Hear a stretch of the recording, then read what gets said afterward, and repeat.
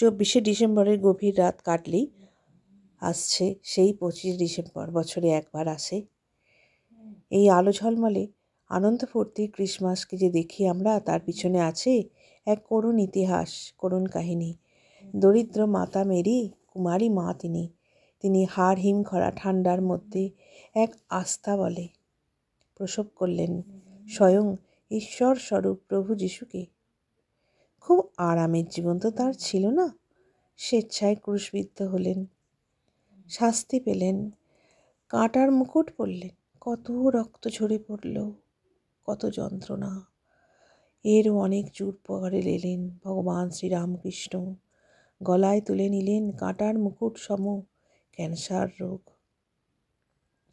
কত রক্ত বমি না তিনি করেছেন, কত কষ্ট সয়েছেন, সব চিকিৎসা ব্যর্থ হয়েছে।